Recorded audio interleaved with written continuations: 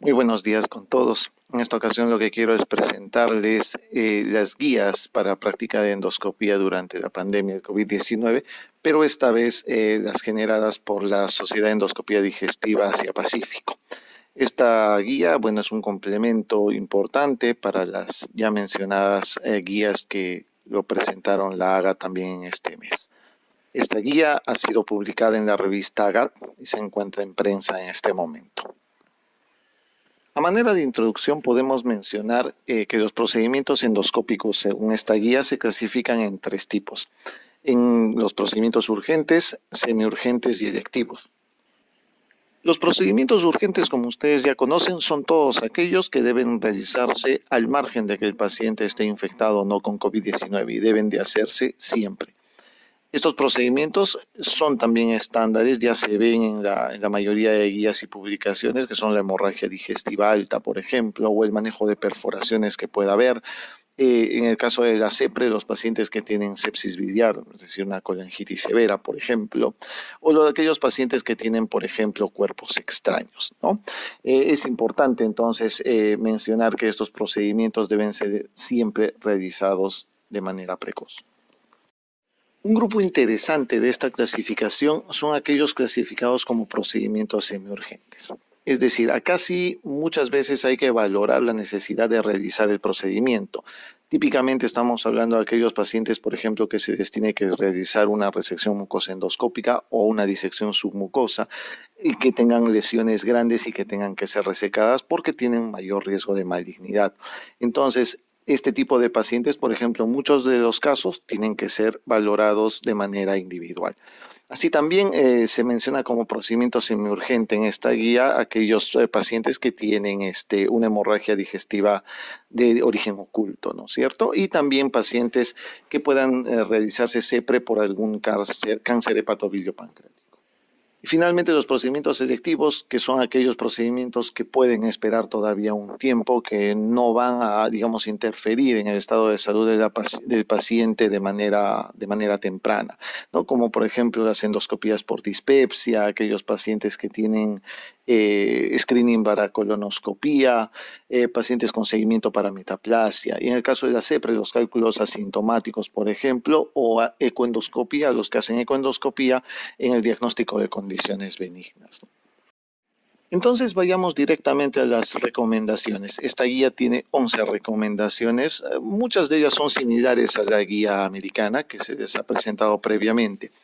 Esta primera recomendación me parece muy interesante porque es la recomendación fundamental del triaje que tiene que tener el gastroenterólogo o el endoscopista y de evaluación de los riesgos para poder realizar posteriormente las endoscopías. Aquí lo que valoran principalmente ellos es lo que llaman el FTOC, que es básicamente un acrónimo de 5 características importantes que se evalúan en el paciente. Si el paciente tiene fiebre, si ha tenido viajes a zonas endémicas, la ocupación que tiene el paciente, si ha tenido contacto con otros pacientes previamente o en este caso que hay un acúmulo de pacientes que hayan sido infectados, que se conoce con el nombre de clúster.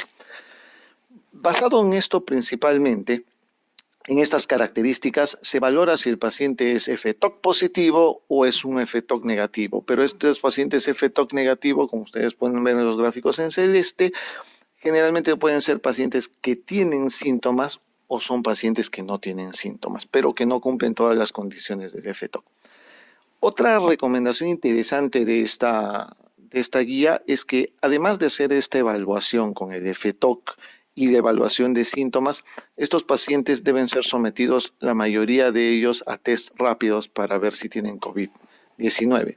Entonces, de acuerdo a eso, se estratifica a los pacientes en si son de alto riesgo, si son de riesgo intermedio o si son de bajo riesgo.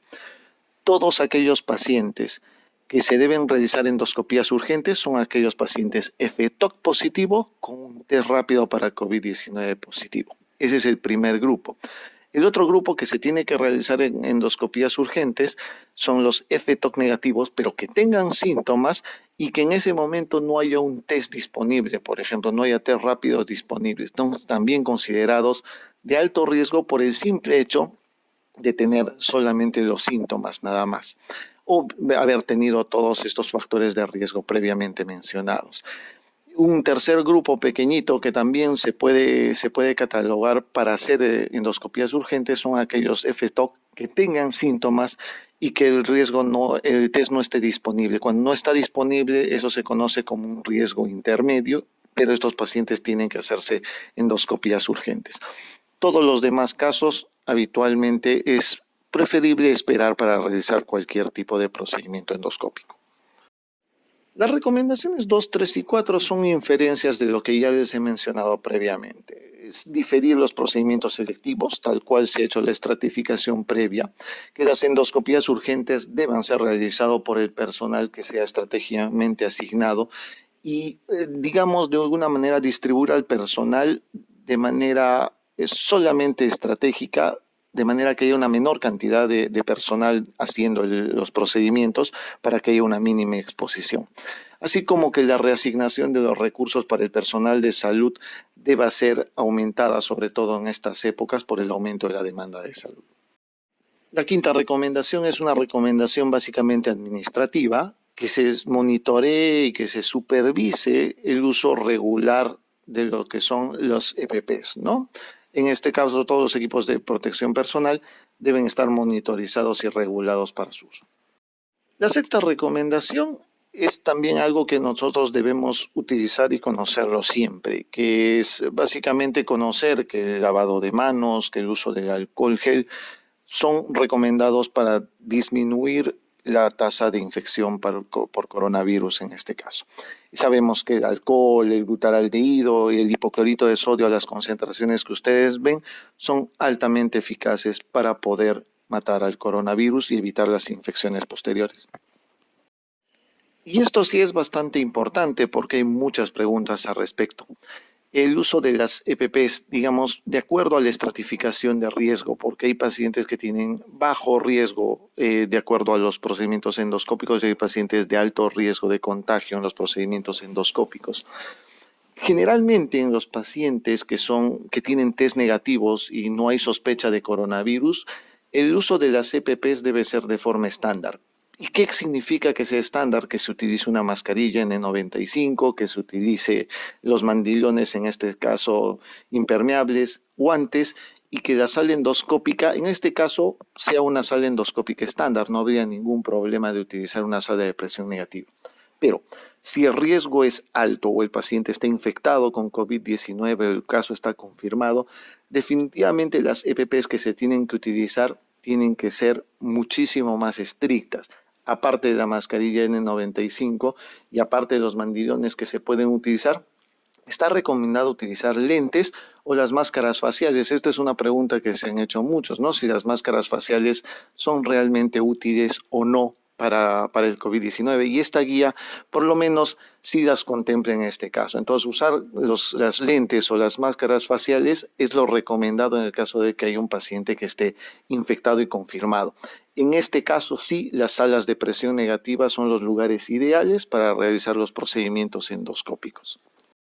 Y también dentro de las recomendaciones que se hace, obviamente, es que tanto las mascarillas como los mandilones, en este caso, sean retirados frecuentemente. Las mascarillas siempre después de cada sesión endoscópica, los guantes siempre después de cada caso. Esa es una forma de que el personal debe estar capacitado precisamente para el uso, el reuso y el retiro de lo que son las EPPs. En eso se basa precisamente la recomendación número 7, que todo este personal esté bien entrenado para el uso de los EPPs. Las recomendaciones 8, 9, 10 son muy semejantes a las presentadas en la guía previa de la AGA. No olvidar que aquellos pacientes que se hace colonoscopía, como tal, la colonoscopía debe ser considerada como un procedimiento de riesgo y ahí ustedes pueden ver también que los EPPs que se tienen que utilizar en el caso de que el paciente sea infectado, tenga COVID-19 y se le tenga que realizar una colonoscopía, las recomendaciones para las EPP son las mismas, ¿no? N95, guantes, lentes, máscara facial, el mandilón y la sala de presión negativa, tal como se ha mencionado en las guías previas, porque recuerden que el riesgo de transmisión por materia fecal todavía está contemplado como una alta posibilidad. Incluso se ha llegado a demostrar en uno de los artículos que se ha encontrado virus viables hasta 47 días después del inicio de la infección. Entonces es importante la protección en este caso. La recomendación número 9, ya saben, las salas de presión negativa en el caso de que los pacientes estén infectados, ya que el coronavirus vive hasta 3 horas en el aire. Y la recomendación número 10 es que la limpieza y el reprocesamiento de los equipos endoscópicos sea estándar tal como se hacía previamente. Y finalmente, en la recomendación que a mi parecer es una de las más importantes y es una novedad con respecto a las otras guías, es básicamente la reintroducción de los procedimientos endoscópicos una vez que acabe esta pandemia. Es decir, la reintroducción paulatina de los procedimientos para volver a la normalidad. Fundamentalmente esto es algo que es un problema y es una duda para todos. ¿En qué momento vamos a volver todos a hacer nuestros procedimientos como normalmente lo hacíamos? Y eso va a depender fundamentalmente del número de casos que tenga la ciudad o el país en ese momento y de cómo esté ese crecimiento o esa disminución del número de casos nuevos. Y eso además está clasificado de acuerdo a lo que ya les había mencionado en la recomendación 1, si es una endoscopía de emergencia, semiurgente o las selectivas. En este caso, fundamental mencionar que si el país o población tiene un incremento exponencial de casos, las únicas endoscopías que se deben de realizar son aquellas catalogadas como endoscopías de urgencia o de emergencia. Son las únicas que se deben realizar. En el caso de que el país o la ciudad tenga un incremento en el número de los casos, no necesariamente exponencial, pero sí con incremento de los casos, como en el caso del Perú en este momento, las endoscopías de emergencia son las que se deben utilizar, pero las endoscopías semiurgentes se deben individualizar dependiendo básicamente de que haya una reunión multidisciplinaria fundamentalmente. Las selectivas definitivamente no en este caso. Cuando el país o la ciudad ya tiene una tendencia a la disminución en el número de casos, tanto las endoscopías de emergencia como semiurgentes están contempladas que sí se pueden reducir, pero aún las endoscopías selectivas deben ser reducidas a un 50% de su totalidad. ¿Cuándo vamos a volver a la normalidad? Cuando ya no haya nuevos casos, cuando ya no se presenten nuevos casos de COVID-19, tanto las endoscopías de emergencia, semiurgentes y directivas pueden ser realizadas nuevamente. Esas son las recomendaciones, me parece que son las recomendaciones más interesantes que tienen las guías hacia Pacífico, fundamentalmente porque reduce un poco la ansiedad de en qué momento volver a nuestra vida cotidiana normal. Bueno, eso es todo lo que quería presentarles ahora. Gracias por vuestra atención.